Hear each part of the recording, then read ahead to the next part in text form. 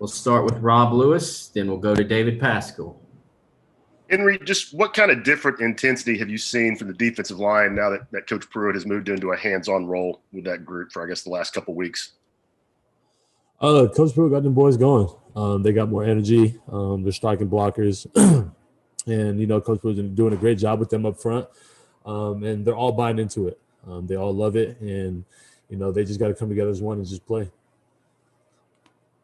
Henry, I know you're just a sophomore, but this unique season, your first 5 games have been teams you were familiar with after playing last year. How different is Arkansas just from kind of a lack of knowledge of their personnel department? Because it's been a while since these two have played. I feel like every single SEC team plays exactly the same. They do a lot of RPOs. They like getting the ball on the edge. So it's pretty much nothing that we haven't seen throughout the season. Our coaches came up with a great game plan yesterday. So now we just got to go throughout the week, find little tendencies of them, and just take it on from then to Saturday. Brent Hubbs, then Gustavo. Henry, I think Coach Pruitt said you guys missed 23 tackles in the Alabama game. I'm sure the focus and a lot of fundamentals this past week in the open date was tackling. What do you guys have to do defensively to tackle better? We do a lot of drills, a lot of open field tackles. Coach Pruitt is right. We did miss a lot of tackles in that game. And this off week that we had was huge for us. We did a lot of tackling drills with the offensive guys, a lot of open field tackles with them. We spent a lot of time in individual, trying to get that, tracking the near hip, making sure that we don't overrun things. So this week was huge for us. In terms of the defensive line, how you see this open week as a chance of you guys kind of regroup, reconnect, and improve for the Arkansas game? It was huge. We needed this week off, and we needed it as a whole, not only the defensive side, but the offensive side.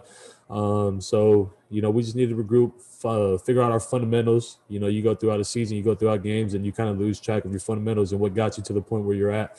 It was huge for us this week. Trey Wallace. Henry, what did last week do for you when it comes to a vocal standpoint on that defense? You're a leader on the team. I understand the year that you're in, but being able to get on the other players if they need it and be able to be that vocal leader on the field for the defense, because it seems like Jeremy Pruitt really trusts you. So how do you take that in and be that guy on the defense? It honestly comes with integrity. It comes with consistency, and being able to do the right things at all times. I don't have the right to yell at somebody or tell somebody that they're doing something wrong if I'm not doing it right. So if I'm not doing it right, then I have no right to yell at somebody. So I kind of take that upon myself to try to do it right all the time, to try to put the extra work in, to try to put the extra time in, so that I can lead these guys in the right way, so that I can try to navigate where our defense is supposed to be and how we're supposed to play. There's little things that I need to fix, but I just try to motivate our guys. We know how we can be. We know our top tier. So I just try my best to be able to get our guys going. Back to Rob Lewis. Henry, last year, the first 5 or 6 weeks of the season did not go the way you guys wanted, and I'm sure the first half of this year didn't go the way you wanted. How much do you think you guys benefit from the experience in 2019 of being able to regroup, turn things around, and finish strong? We've been down and out before. We've been counted out before. We know what it takes to get back. We know what it takes to be at our lowest point. And, Coach Pruitt harps on this all the time. We're going to find a way. No matter what it is, no matter how we're looking, how we're doing, we're going to find a way to come out with the results that we want. Ben McKee, then David Pascal. Yeah, Henry, how would you assess how you personally have played through the first 5 games this season, and maybe what were some areas you wanted to key in on during the bye week to improve on?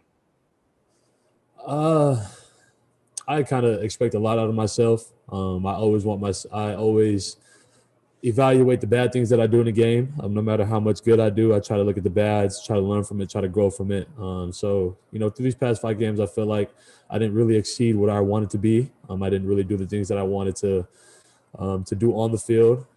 So kind of this week was, for me, mainly focused on obviously tackling, making calls, getting calls in faster to the guys. So that's probably a huge part that I see in my game that I need help on. Henry, last week, Florida's Dan Mullen was outspoken about not liking the NCAA mandating tomorrow a day off because he said that Florida registered a lot of guys early and a lot of their players have already voted. What about you? What is your kind of thought on that? Tuesday's typically obviously a huge day for preparation. I know they've got the Florida-Georgia game. I know Jeremy said y'all having the open date kind of helped y'all combat the off day tomorrow. But what do you think about the NCAA's decision? Do you like that? I mean, I have nothing to say about Dan Mullen. He's a head coach, and I can't really say nothing about that. But I respect it, and I appreciate it. It gives everybody a chance to be able to use their right and vote. I think it's huge, not only for players, for a lot of players in the NCAA. So, we just got to take advantage of it as players and use our right. Back to Brent Hubbs. Henry, what do you guys have to do to be a better football team in the second half of games, be more productive in the second half of games?